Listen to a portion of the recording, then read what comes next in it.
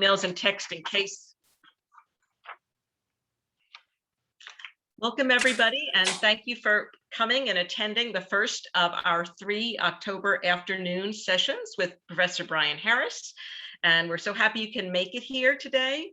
A number of you are friends from our spring series, which is great. And now we see a couple of new faces too. So you'll note that we have questions at the end. And then Bryan is always so great about saying, hey, email me afterwards with follow-up, or if a question occurs to you next week. So I'll just mention that there.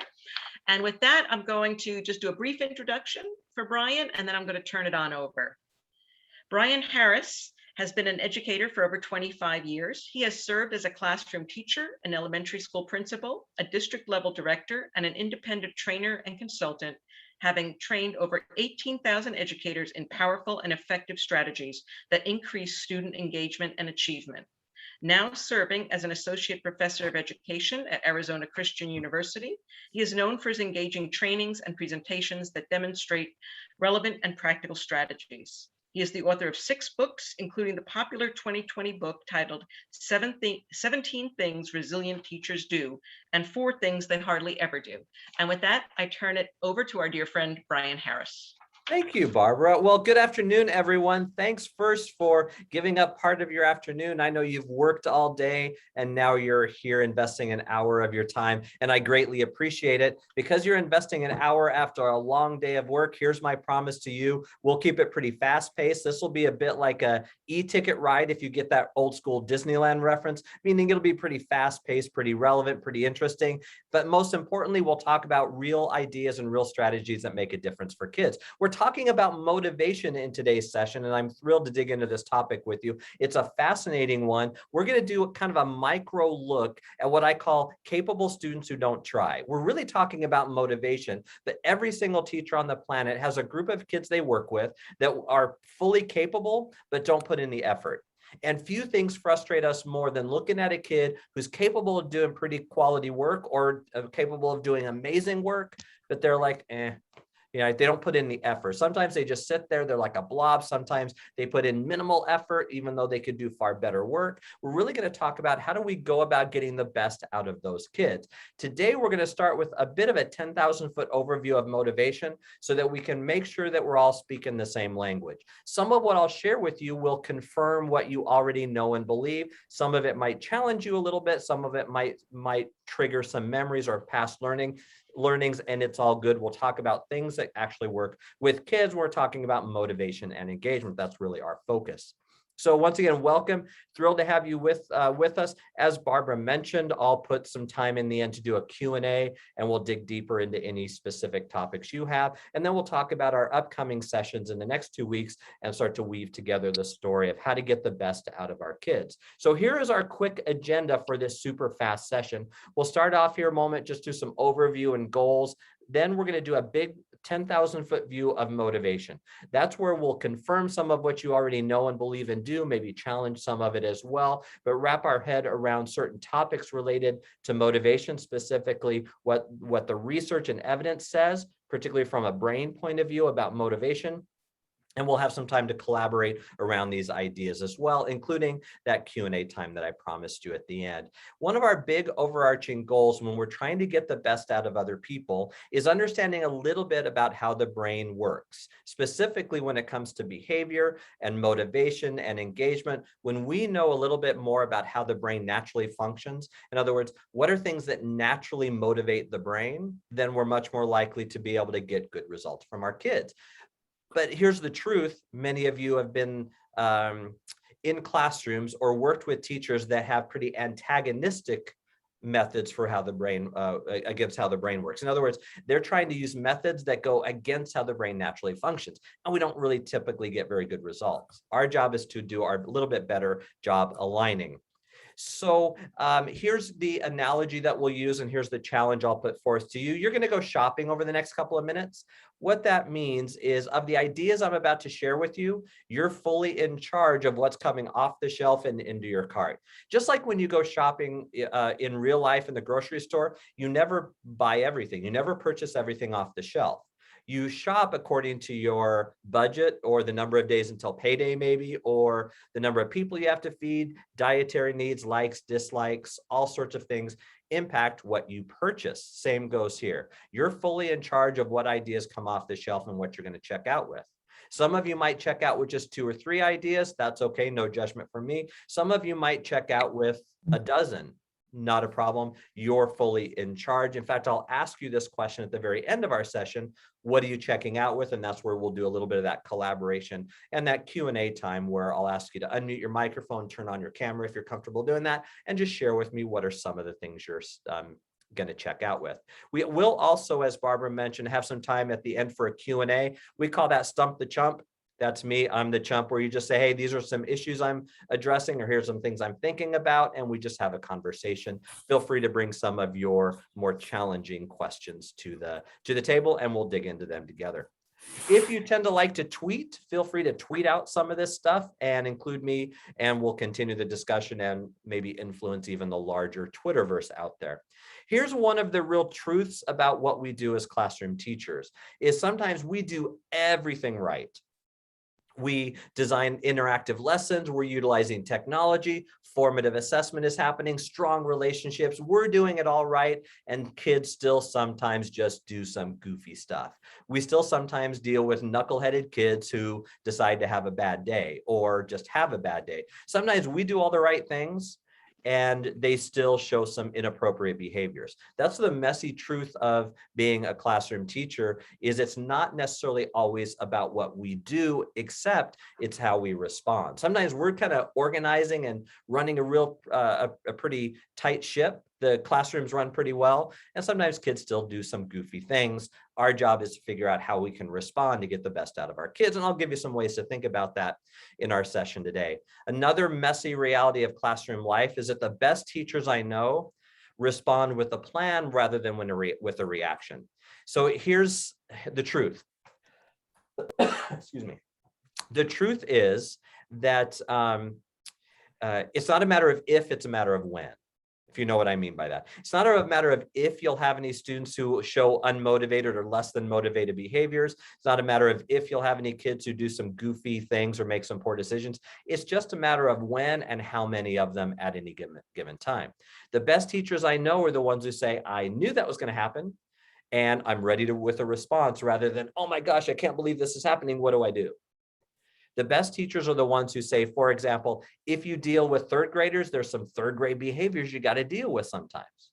If you deal with high school kids, there's some high school behaviors you got to deal with sometimes. The best teachers are the one who says, I know high school kids, I knew that was going to happen, and here's my plan. I'll help you kind of think through some of the ways to respond with a plan during this session, as well as our coming sessions in the next 2 weeks as well. And here's the truth. You probably heard this before. If the only tool you have is a hammer, every problem looks like a nail. We say that to remind ourselves that I'm going to give you tons of strategies starting today and going into the next 2 weeks, but not everything works with every kid. No kid is always anything. It's a weird way to say it, but no kid that we might label as reluctant or unmotivated or undisciplined, whatever label you want to put on a kid. I don't love labels, but sometimes we have to do that. They're not always that way in every situation. So not every tool is going to work with every kid. Now, you might be wondering what I mean by CBDT, capable but doesn't try. We're going to do kind of a hyper focus on those students that we have that are pretty capable, but they don't put in the effort. Maybe you might call them reluctant, unmotivated. Again, I'm not crazy about labels, but we have to kind of describe what kind of kid we're talking about. You no doubt have a few of those kids who are clearly capable of doing pretty good work, but they don't put that work in for whatever reason. Not every one of those kids is the same. Not all of them are unmotivated, if that's the term you want to use, for the same reasons. So not every tool works with every kid. Every kid is different. As a result, we need tons of tools in our toolbox. And today we're going to start building and equipping that toolbox by starting with a quick 10,000-foot overview of motivation, the concepts of motivation, and the capable but doesn't try student. And we're going to land, by the time we're done, we're going to land with 7 key ideas. Let's do this. Let me pause for just a moment, lean in, take a look at those 7, do a quick preview, then we'll jump right in.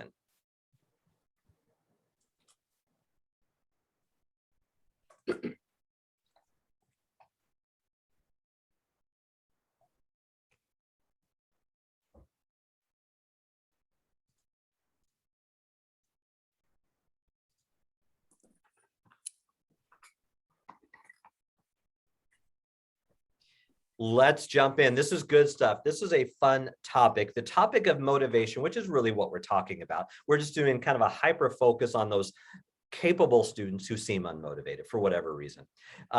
If we were to look back on my bookshelf back there, we'd probably find a dozen different books just in this library, but I've got probably another 20 or 30 at home in my home library. The topic of motivation is of tremendous interest to those of us who teach. The idea of motivation really is how do we get the best out of all of our kids, including some of those kids who just kind of seem, they can do it, they just don't seem to. How do we get the best out of those kids? Let's start with a personal connection. Now, if you were in one of my sessions, I think last year, we started talking about reluctant learners. So this might be familiar if you were in one of those sessions. But before we talk about kids, let's make a personal connection. Here's your job. Think about reasons that you don't go to the dentist. Now, you might be great on going to the dentist every 3 months or every 6 months, whenever you're supposed to. You might be great. I'll be vulnerable and tell you I'm not. I'm a little lazy when it comes to doing that. My wife has to schedule my appointment to the dentist. But I want you to imagine, let's say that you are fully capable of going to the dentist, but you don't. You're like me, you're capable, but you don't do it. Take about the next 20 seconds and think, well, why is that? Why is it that as an adult, you're capable of doing it, but you choose not to? I'm going to turn off the camera, 20 seconds, think time all to yourself. Why don't you go to the dentist?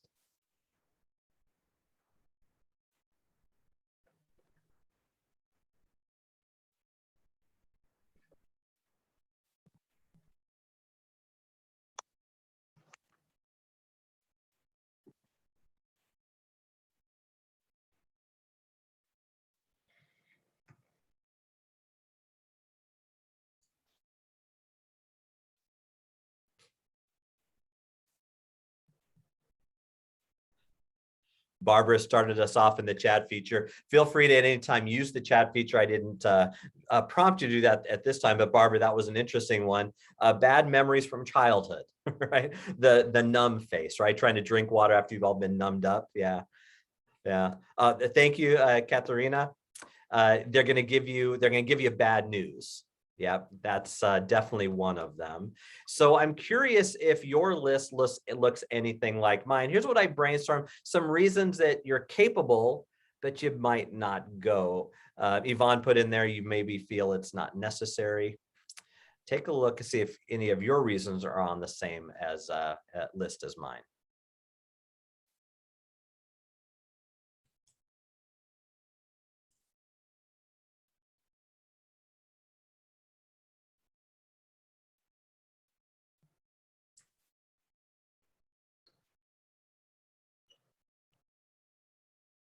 There's a lot of different reasons we're capable of doing something, but yet we choose not to. Why do we start with this just by making a personal connection? Because I think some of the reasons we as grown adults choose not to do something might actually be applicable for kids as well. Maybe they have bad memories of previous classes or previous teachers. So you're a middle school math teacher and you're not getting much out of a particular kid in math. Maybe it's because they don't have great experiences with math. And so they're just going to check out. It could be any number of reasons. It could be maybe they're convinced that no matter how much they try, it's not going to make much of a difference.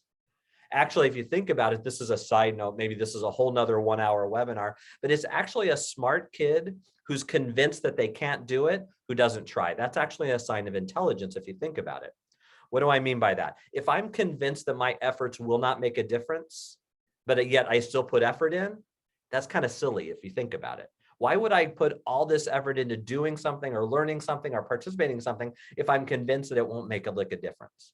It's the smart person who says, that's not going to work, so my efforts don't go there.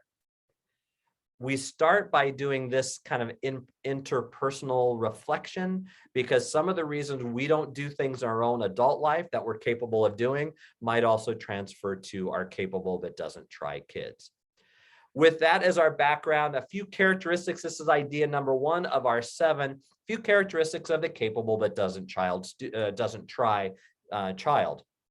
If you're a note taker, if you have a pen or a pencil and you're taking notes, if you want, here are the answer. Number 1, no one is always anything. It's a weird sentence. I get it. No one is always anything.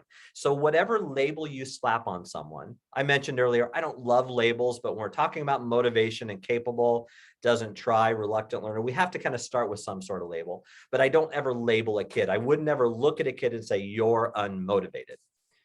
We'll talk about what I might say to them here before we're all done, but I wouldn't label a kid as unmotivated because no one's always unmotivated.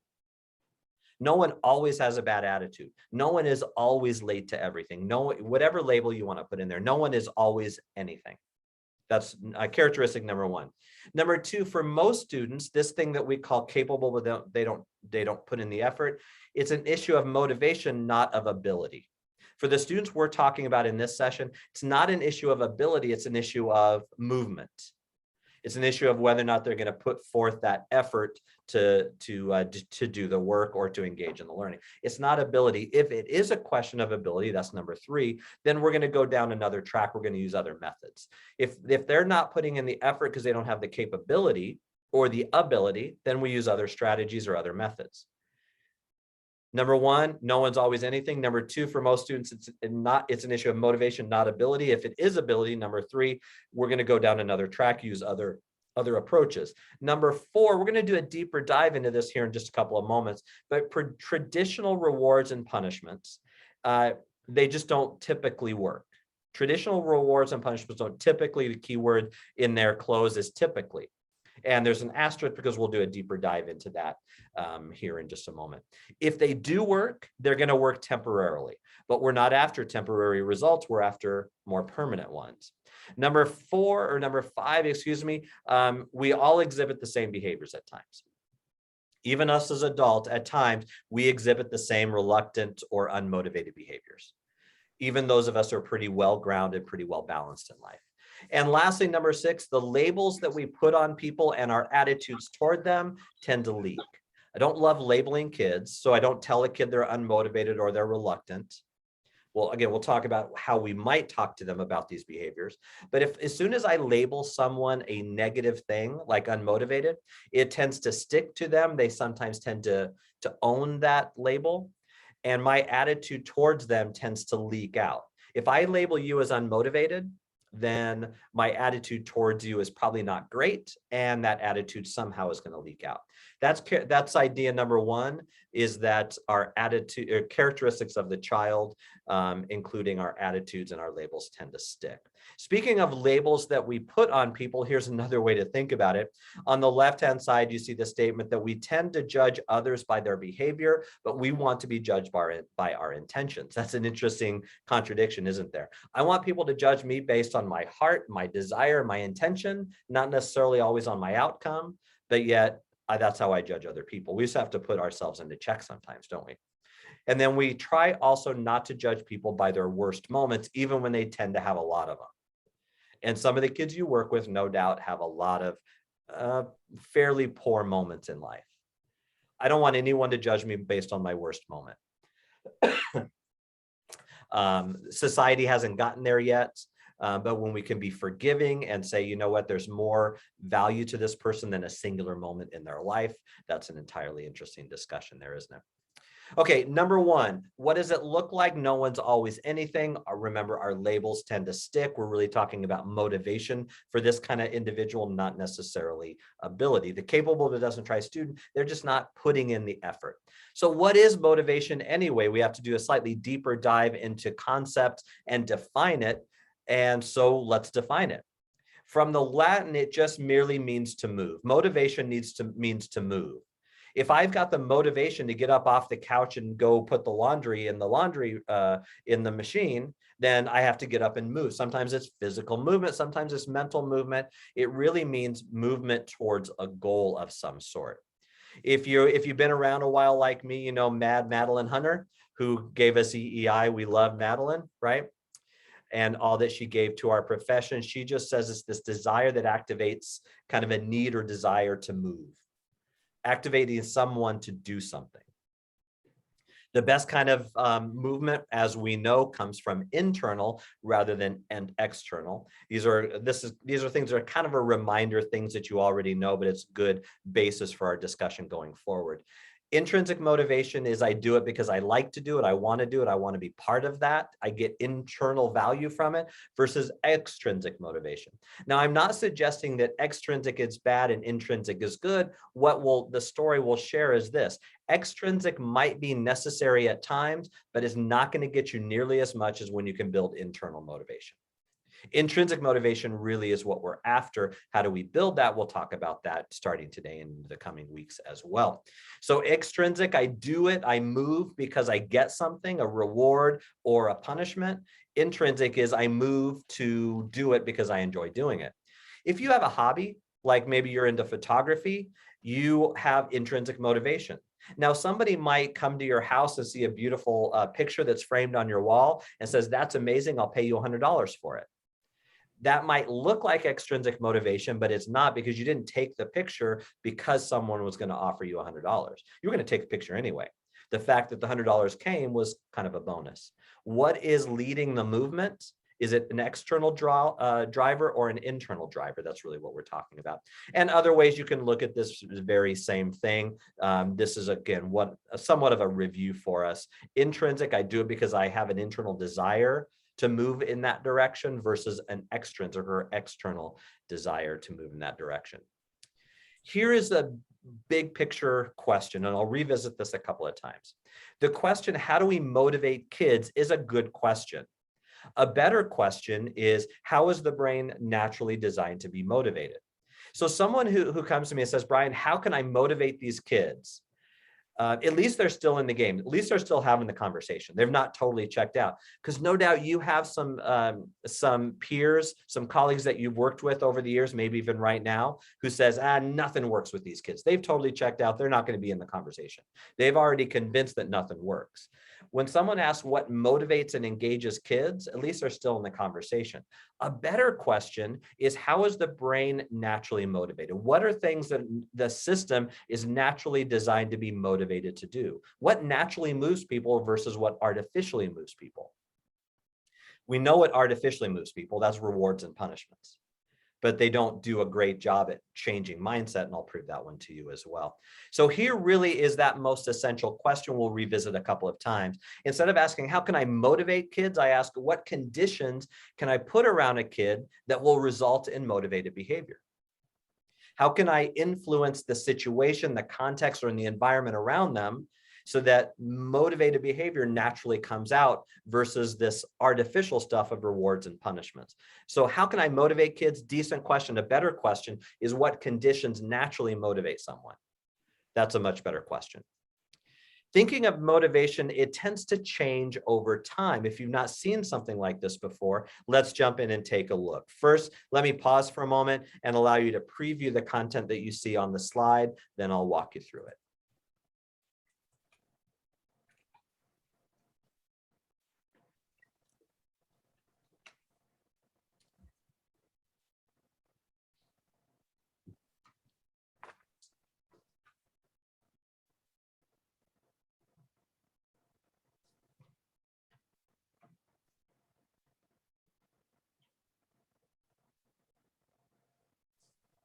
First thing you might have noticed is that they tend to change. There's some things that tend to change over time as we get a little bit older. But you also notice that survival is there at every point, because that's the reason you have a brain. The reason you're alive in the first place is for your physical survival. Things that are survival related are always going to be the most motivating. Physical survival, social survival, relational survival, emotional survival, all of those things matter quite a bit. Survival is always paramount. I'll always be motivated to keep myself alive because that's what the system is designed to do. But when you think of little ones, kind of think preschool, these are general guidelines. Of course, you'll always have tons and tons of exceptions. But what is most motivating for little children and babies and infants is that social connection with their family, having fun, playing, engaging with people. Those are just you don't have to convince, you don't have to bribe a 2-year-old to play with Legos, right? Because it's naturally engaging and naturally motivating. You don't have to threaten punishment to a child that if you don't play with your blocks, if you don't color with the crayons, then I'm not going to give you your dessert after dinner. You have to do that stuff because that's what they're naturally inclined to do. As they get older, we start to see a little bit of a shift. When you work with younger children, again, roughly 3, 4, 5 in that range, that's when they're in the I'm going to do it stage, right? This is where they want to maybe stop holding hands as they walk down the street. No, I want to do it. They don't want you to do stuff for themselves. They want the autonomy. They want a little bit of that power. They want to do things for themselves. Then when we kind of get into that elementary, middle school age-ish, what becomes motivating and really important, it's autonomy is still important. It's not that the other things are not important. They're just kind of changing their priorities, right? Is my affiliation group, who I'm going to connect with, my peer group, for example, becomes really, really important. At that age, also, we see a real desire to be right, to figure out the world and figure out answers and be right about the world, belonging to my affiliation group, to belonging, who am I as an individual, right? There's not too many 3, 4, 5-year-olds who are all that concerned with their individuality, right? It's really easy to convince a 5-year-old to wear a school uniform. They don't really care.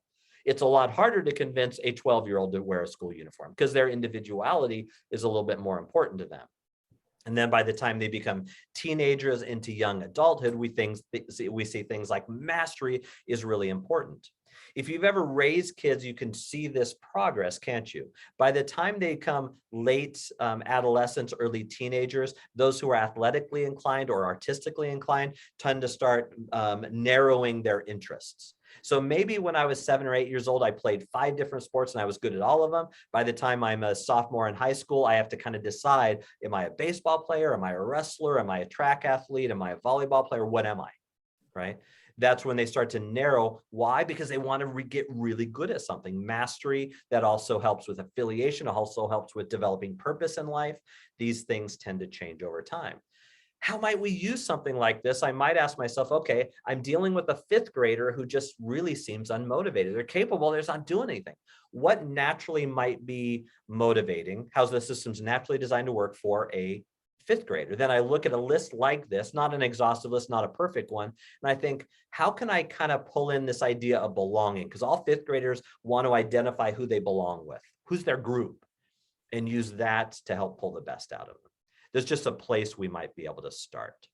So we started with a few characteristics: motivation, intrinsic versus extrinsic, and they tend to change over time. Now let's do a very brief but really pretty interesting story into the history of motivation. So let's go in that way back time machine. This is a little bit fun. Hopefully you like a little bit of history like I do. So this is B.F. Skinner. You might have known his name, although you might only know a little bit about him. He's the guy that we typically associate with behaviorism. There were a lot of scientists who were doing behavioristic type studies, but in the 1930s, on up, he did lots of studies. He was the guy who would take, rats or mice and put them in a maze. And if they go down one level of the maze, they get an electric shock. If they go down another section of the maze, they get a treat.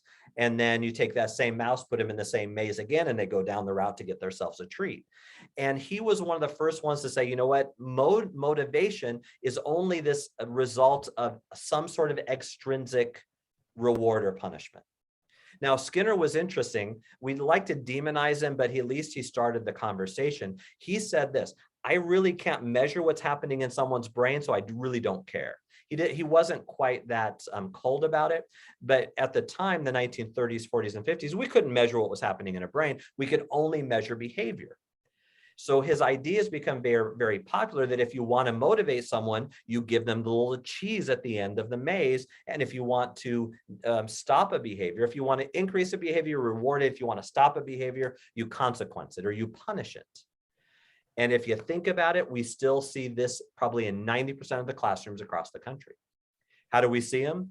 Well, we have a whole bunch of rules posted. We have the consequences posted. We have the clip chart systems and the marbles in the jar and all this other extrinsic motivators. Because the idea was that if you want to improve or increase a behavior, you reward it. If you want to decrease a behavior, you punish it. The problem, as you already know, because your experience tells you this, is that people are not mice. People are not rats. We are very complicated. And some people will do things even though they know they're going to get a shock at the end of the maze.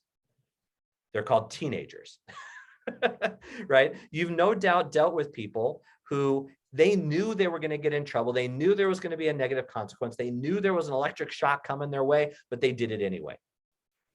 And you know some other people who are capable of doing the part of the maze that gets them a treat, but they choose not to go down that route. People are a whole lot more complicated than simple animals when it comes to rewards and punishments. So following up on Skinner was a guy named Harry Harlow.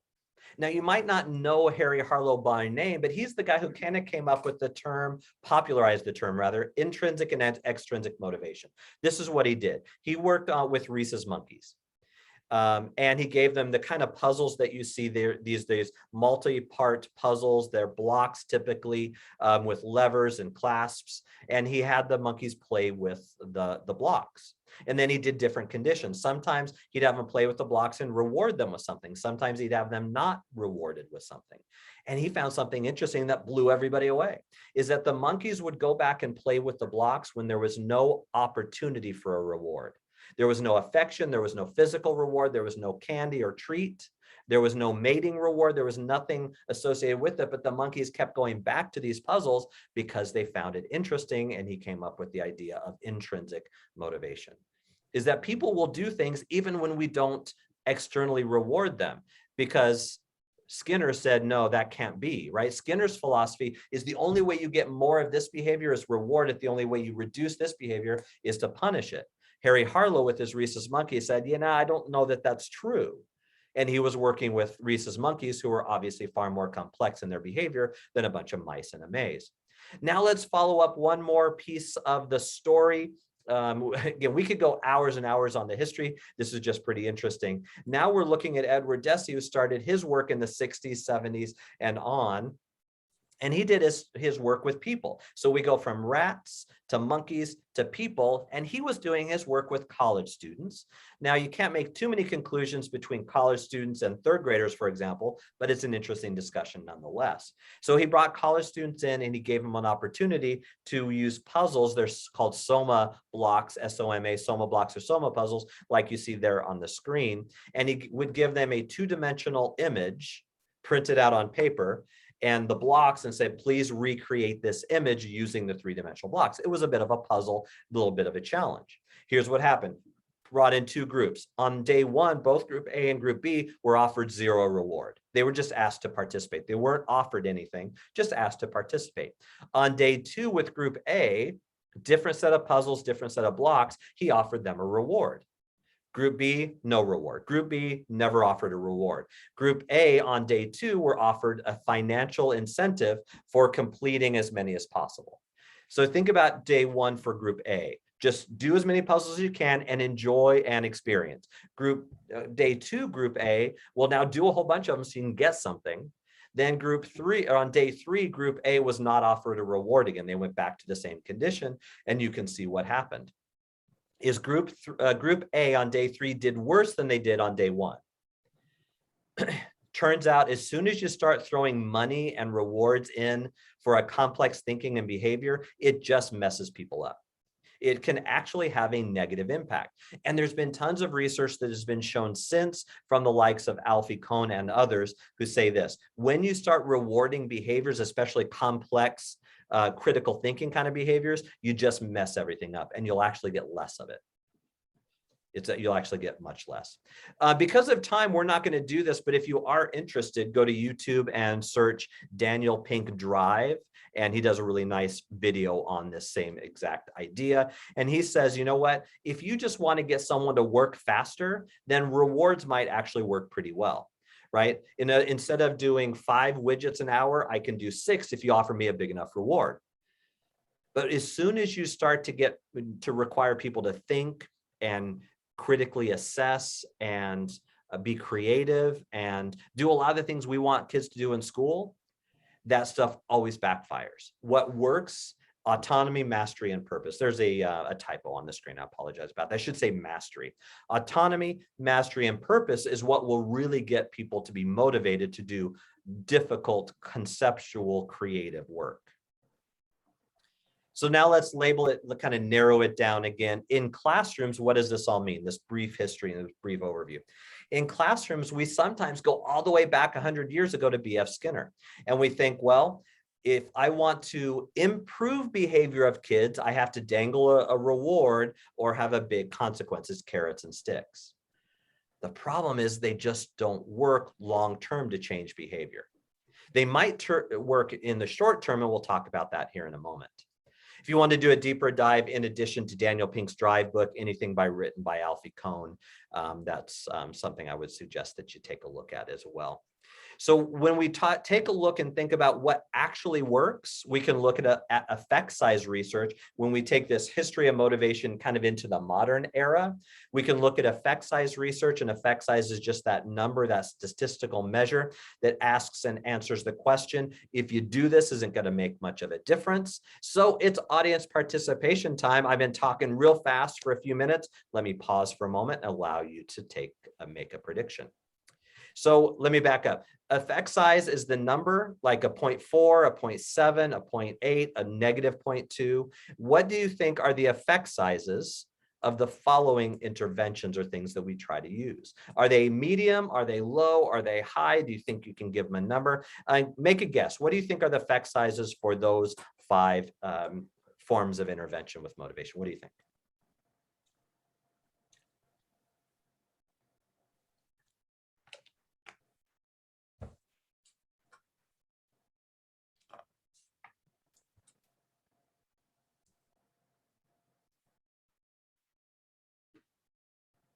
If you didn't want to give it a number, you could just say, I think it's high, I think it's medium, I think it's low.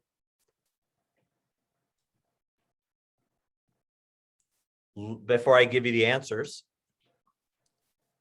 if you're familiar with John Hattie's research, he says this: a 0.4 is that hinge point. It's the point at which you want to be beyond a 0.4. The higher the number, the better.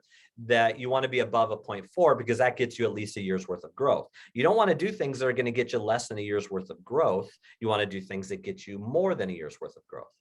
With that said, we could ask ourselves, do rewards and extrinsic motivators get us more than a year or less than a year? Does punishment get us more than a year or less than a year? Praise, generic praise, more or less? Well, here are your answers. Thanks, those of you putting ideas in the chat feature. I appreciate that. Here are your answers. Take a look.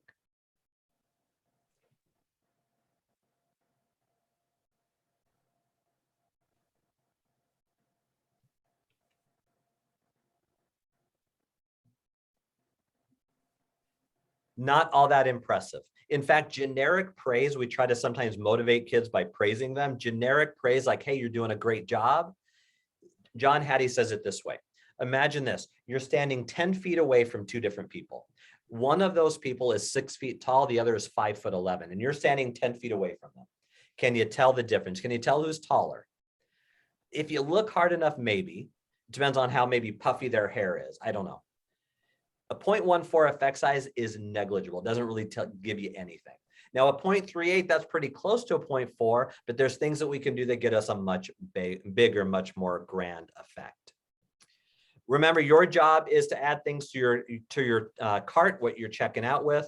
And here's where we've been looking so far. Number 4, we're going to do a slightly deeper dive into this concept because it's really foundational before we talk about other specific strategies in coming weeks. And that is, here's the truth. I can motivate anyone to do anything, almost.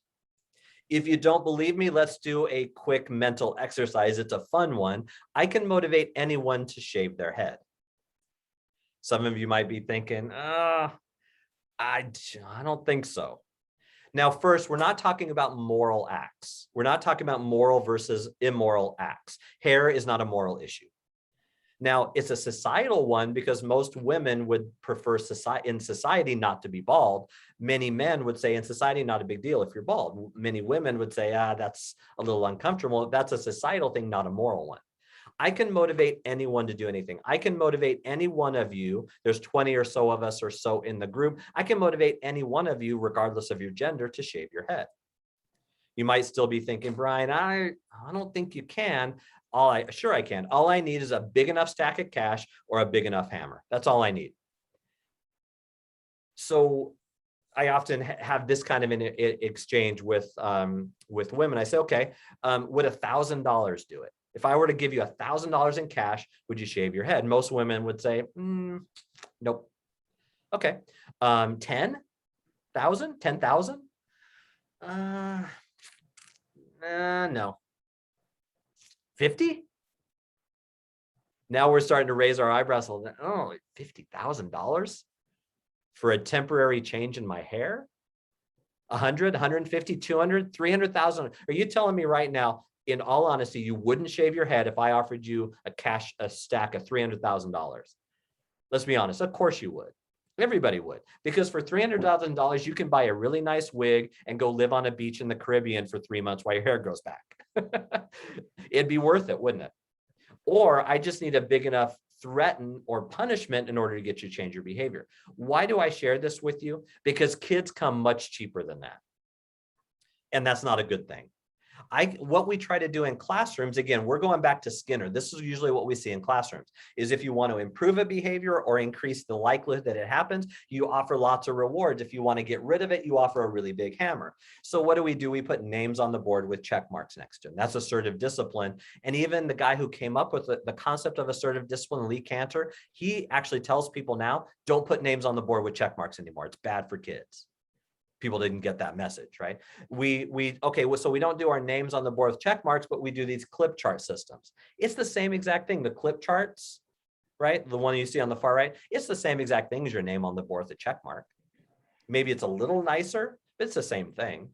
All these are rewards. It's a stack of cash or a hammer, just in a different form. So we try marbles in the jar, or point systems, or the treasure box, because we're thinking I have to reward behavior. I'm telling you, you don't.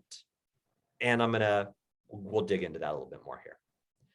Rewards are problematic. When it comes to trying to get the best out of students, including especially our capable but doesn't try students, rewards and punishments almost always backfire on us. So when I share this, a lot of teachers say, wait. Are you saying that we shouldn't reward students for good behavior? Yes. It's exactly what I'm saying. And this is the point at which some teachers think, okay, I'm a little uncomfortable with this, but I like you, Bryan, so I'm willing to listen. So stay with me and hopefully we'll continue the conversation. But I also know this, in a group of about 20 of us, I know some of you are already convinced of this, but you might need to convince some of your peers or your colleagues. So this is, again, good background. So can we not motivate kids with rewards? Can't I reward them? The answer is, well, it depends on what you want to do. There's an asterisk next to it. We'll get to what that exception is. The truth is, rewards and punishments work for some kids. And those are not the kids we're talking about. You no doubt in any given class have a ton of kids that are just kind of whatever normal means. Normal, good, compliant, pleasant. You're just your average, good, compliant kid, the kind of kid that you would be happy to have as a next door neighbor. They don't need rewards and punishments, but they're the ones who look like they're motivated by it. It's those kids who have less than positive behavior. We try these rewards and punishments and they almost always backfire. Let's dig into this a little bit more so I can clarify for you. I'm saying this. Should you not reward good behavior? Yep, that's what I'm saying with an asterisk next to it. Here's the scenario, your time to make a prediction. You'll use the chat feature to do this. There was a high school in Oregon that wanted to increase the likelihood that their seniors would come to school and attend class. We've heard of senioritis. We've all dealt with that before. And so they were seeing a decline over several years of the number of seniors who would go to class, complete their work, and do all that. So they wanted to increase the GPA as well as the attendance of their seniors. So what they decided to do was raffle a car. They got a local car dealership to donate a car, not a super expensive one, but it was a car nonetheless. And they put it right there on campus and said, students, here's the issue. Beginning of the year, if you have 90% attendance and a B average in your grades, we're going to raffle that car off at the end of the year. Your job is to guess the answer. Did attendance increase a little bit, decrease a little bit? It's a trick question. I don't want to answer. What do you think it was? A, B, C, D, E, or F? Thank you for those answers. Keep them coming. Everybody gets a vote.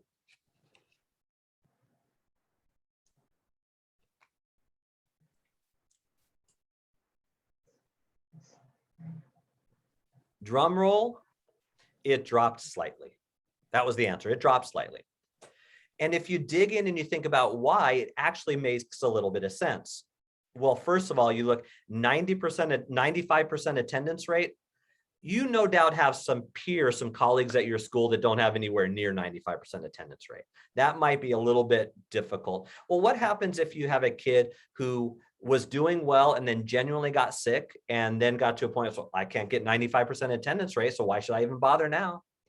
Or what about this? How many kids at that high school had a nicer car already than the one they were raffling off? Or how about this? How many of those seniors were clearly making this connection in their head? They have to bribe us to come to school. If the only way they can get us to come to school is through these stupid bribes, school must not be all that valuable in the first place. That's really the message you're sending, is it's not important to come to school because it's valuable, because you'll learn stuff, because you'll develop life skills, because it's a fun place to be, an enjoyable place to be. That's not why you come to school. You come to school so you can get this over here. Now the story gets even better. Round number 2, audience participation once again. So after it decreased slightly, the school administration came together and said, oh no, what do we do now? What do you think they did? The following year, did they do A, B, C, D, E, or F? What do you think the answer is?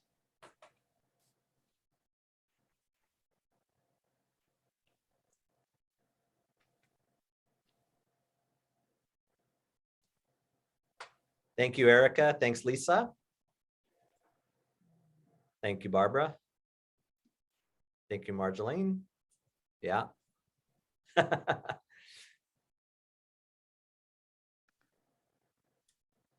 So on this one, you should have said F because it's a little bit of a trick question. If you said A, you're correct. If you said D, you're also correct. And if you said E, you're also correct. There are actually 3 answers. That's why it's a bit of a trick question. They decided that it wasn't the fact that rewards are a problem. They just figured out our stack of cash just isn't big enough.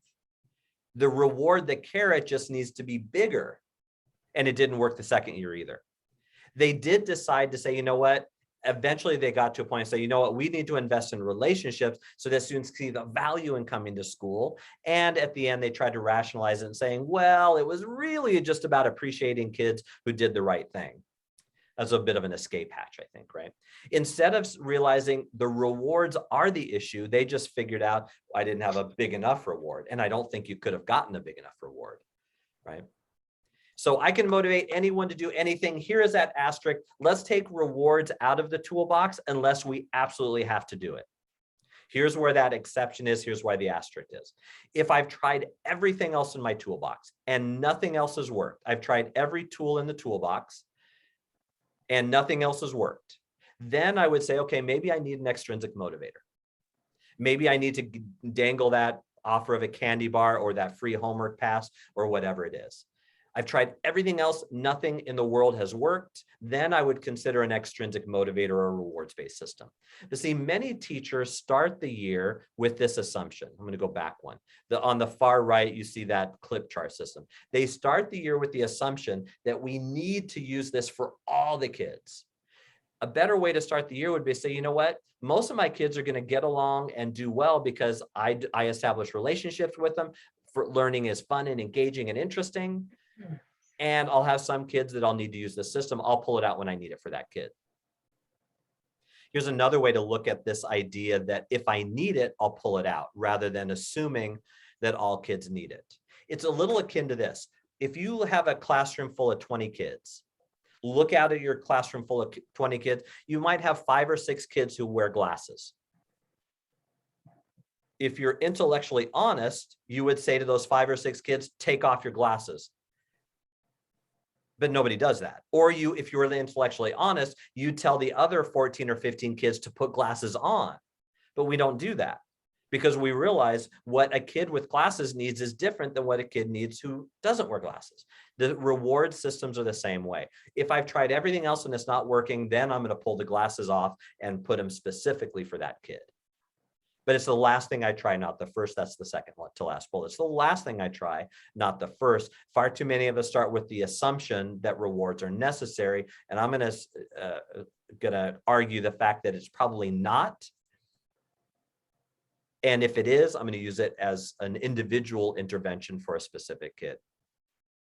All right, let me pause for a moment. Your job, lean in, read the content that you see on the screen, and then I'll use an analogy to start pulling all this together, and then we'll continue our discussion.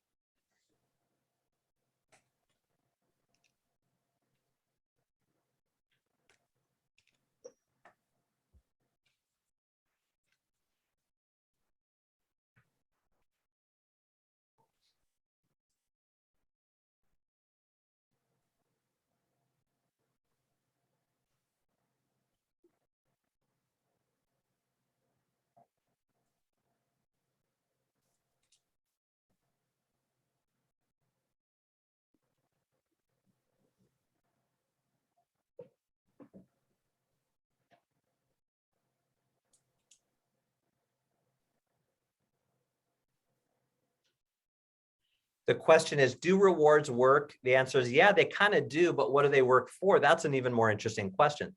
They work to motivate you to get the reward or to avoid the punishment. That's what they do. Rewards and punishments don't do a good job at developing values and internal thinking patterns and belief systems. If you don't believe me, here's the analogy. We say that right there at the bottom of the screen. So I'm driving home on the freeway. Right? I drive on the freeway home every day. So the freeway says I should go 75. My comfort zone is up to about 82, maybe 83. That's my comfort zone. That's my belief system, my value, my mindset, my internal system says 83 and a 75 because I've never been pulled over for doing 83 and a 75. And people go way past faster than me. But you know what? Do I want to admit it? Here I am, a professor at a Christian university. I'll admit it. I'll raise my hand. I break the law. I speed. So do you. So what happens? I'm going 83. That's my comfort zone. And a police officer pulls behind me. What do I immediately do? I change my behavior. I slow down. I go 75. As soon as that police officer's nowhere in sight, I go back to my comfort zone. So that punishment is really good at changing temporary behavior. But as soon as that offering is gone, so goes my behavior back to my belief and value system. Rewards and punishments just don't do a really good job at changing my internal values and belief systems. All right, let's finish up this part of the discussion, then we can round out the top 7 big ideas. But rewards seem to work, Brian. I hear that all the time, but rewards work. The answer is, what are they working? The question is, what are they working for? The real reason you want students to do things like walk quietly in the halls as they're transitioning to specials. The real reason you want them to share and cooperate. The real reason you want them to line up. Real reason you want them to do anything is because they're life skills. Is because when they're able to do those things, it just makes society a pretty decent place to be. See, what happens if we reward a kid for cleaning up what they're supposed to clean up anyway? That's what we reward it by these systems, like these Blazer bucks or these school money systems or these points or these make your day programs. We reward them for these things, right? But yet what happens when they're in an environment where they don't get the opportunity to get the reward? Why would I do that when the extrinsic thing isn't there? See, we're training generations of kids to say, what do I get? And it drives us crazy. It drives you crazy when a kid would come up to you and say, okay, I'll do your homework, but what do I get for it? Right? In the back of your mind, don't you want to say, well, you're gonna get something, all right, it's gonna be a smack upside the head, right? That frustrates the heck out of us. But yet we're training kids to think that way. And I don't think we need to. The real reason we want kids to cooperate is because it's just the right thing to do. And rewards and punishments don't do a really good job of getting them to instill internal values. So 2 more ideas real quick, because I realize I'm running a little bit past time here, or we're getting close to it, and I want to be respectful of your time. I was sharing this with one of the undergrad classes I teach, or something similar to this, here at Arizona Christian University. And I asked the question, I said to my students, who are all undergrads, most of them are early 20s, said, was anybody ever offered, if you had perfect attendance your senior year, then you wouldn't have to take the final exam? Were you ever offered that? That's a reward, clearly a reward, because it's an if-then statement. And one of the students raised their hand and said, yeah, I was. Said, think about the message it sends. It's sending that if the reward is not having to do the work, what's the punishment? That's a mind-blowing question right there, and one in which we could go deep into. If the reward is not having to do the work, like a free homework pass or not having to take the final exam, that's implying that those things are bad in the first place, that they should be avoided. That's a mind blower. All right, let me finish this out by saying this, and then we'll just start to come in and land this plane really quickly. There's a difference. The people are still saying, I feel like I need to reward good behavior. You probably don't. But it doesn't mean you can't recognize good behavior. There's a difference between a reward, which is always conditional, which if it's always conditional based on your perception, we have another problem. Houston, we have another problem. So if I'm the arbiter of good, let's say we have the money system in my classroom, and I'm the arbiter of who gets Blazer bucks for good behavior. There are times when I'll pull out a kid, or I'll recognize a kid for getting a buck because they're doing good behavior, but there are like 5 or 6 other kids that are doing the same exact thing, and I didn't recognize them. You realize how messy that gets in the classroom. When I'm always the arbiter of who gets their reward, that's going to mess relationships up. So the reward is always if then. A recognition is because. Here's an example. If I'm going to be absent tomorrow in class and I go up in front of my kids and say, students, I'm going to be absent. There's going to be a sub. Her name is Miss Caldwell. If you are good for the sub tomorrow, on Friday, I'll order pizza for lunch. It'll be on me. Pizza party on Friday if you're good for Miss Caldwell. And a lot of kids will say, yes, pizza. Okay. So then at the end of the day or the next day I come up and I look at the report. Miss Caldwell gives me a report. Now the arbiter of good is my view of Miss Caldwell's notes. That's clearly a reward because it's an if-then statement. And what happens in this case? What happens if Miss Caldwell says, Dr. Harris, all of your class was great except Jamie. Jamie had this and Jamie had that. I'm not going to go out in front of the class and said, now, Jamie's the reason you all don't get your reward, but how unfair is that for me to withhold that reward from all 20 kids when Jamie was a knucklehead? And every class has a Jamie that sits back and says, I'm going to just mess with stuff just to be that kid. It's different if I go up in front of my group of students and I say this. I say, I got the report from Miss Caldwell, and it said that the vast majority of you guys were wonderful and amazing. Thank you so much for being good for Miss Caldwell. Because you guys were good on Friday, I'm going to order pizza for us. That's a recognition, not a reward. It's not conditional. It's an after the fact recognition. And in that case, give out all the goodies you want. Do the prize jars, do the goodies, do the candy. Feel free to do all that stuff, but it's after the fact recognition. It's not conditional. That's a key essential difference. All right, here's how we're looking. Let me just really briefly talk about these last ones, and then we'll figure out where to go from here. Running a few minutes late, I apologize for that. I don't want to artificially keep anyone, but I want to offer an opportunity to do a little bit of a Q&A as well. So real briefly, the last couple of ideas. Number 5, everyone's motivated by something. We just have to figure out what the combination is. There's no such thing as an unmotivated kid. There's just a kid that I haven't figured out what motivates him yet. Every kid is motivated by something. Every adult is motivated by something. My job is to continue to fiddle with that combination until I figure it out. Everyone is motivated by something. And this idea, number 6, reluctance is this idea that I have to learn how to take risks. Reluctance is a learned skill. I have to learn how to take risks in life, but that's a good thing. When I take risks in life, sometimes amazing things happen. When you take a risk in life, is there the possibility that you'll fall flat and feel ridiculous? Yes. There's also the possibility that you'll be amazing, and you'll never know until you try. So this is 3 things kids need to understand about taking risks. Is your success in life partially is dependent upon you being able to step out and say, I'll try it. It feel uncomfortable, but I'll try it anyway. Being reluctant is a normal thing because people don't like to fail. None of us do. But taking risks, amazing things can happen. And when you have that relationship, point number 3, bullet number 3 at the bottom, if you work with your students, say, you know what, trust me, follow me, I know how to get you there. And I'll provide you the supports and everything you need in order to be successful along the way. And lastly, we just remember that we always ask why. As we're working with a capable but doesn't try students, we sit back and we ask why, what's leading the behavior? That's always a really important question. And until we ask and answer that question, we're only asking half of the question. We have to ask, why is a kid doing this behavior? And then what interventions might work? And there's a lot I put in the PowerPoint and the handouts for you, lots of different ways to go about digging into the why. There's several different options and several different forms you can use there. All right. Past 1 minute past time. Barbara, you are so good at letting me go past time. So here's what I'd like to do, if you don't mind, because I want to respect your time being at the end of a long day. I know we only have an hour scheduled, but this is what we'll do. I will hang out for a few minutes, but I don't want to artificially keep you. If you're saying, I got to go, I've got things to do, I got people to feed, I've got people who rely on me, feel free to check out at any time. Remember, you have my contact information between now and next week. Hopefully you can come back and we'll continue the discussion.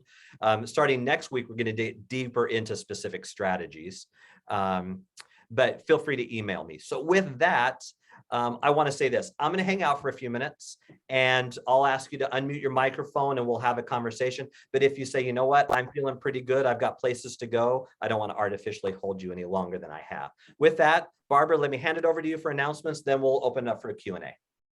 Great. Thanks so much, Brian. And everyone, I want to encourage everyone to look at the PowerPoint that I attached to the email, because a lot of times there's extra slides in there that Brian cannot get to in an hour, and we're trying to be very cautious of your time. Yes. And with that, I hope we'll see all of you back next Thursday with the correct link, which I'll make sure to have in all my emails Thank for you. next Thursday. And please, and encourage other folks, you know, at your schools to take a look at the recording. I'll be sending out a recording of this. Usually I wait until my video guy cleans it up and makes it nice, but my budgeting doesn't allow for that until the new year. So I'm going to send you the raw footage. So if you want to share this with colleagues, please go on ahead, recognizing I'm not going to put it up on the YouTube channel till I get it to look pretty good. So or I may put it up, but put it under a private link, not a public link. So be on the lookout for that, and please understand the nature of that footage. And I'd like to turn it over to questions now. If anyone has any, just unmute yourself and ask away, or you can ask in chat. Yvonne, I saw you unmuted yourself. Yvonne, do you have any questions? Oh, no, I'm sorry. I was already unmuted. Sorry. Okay, not a problem. Okay. Marjolaine. Hi, I did have a question. So I teach first grade, and I do have students. I'm like, oh my gosh, I needed this PD so bad. For motivation, do you think like reading books of motivation may also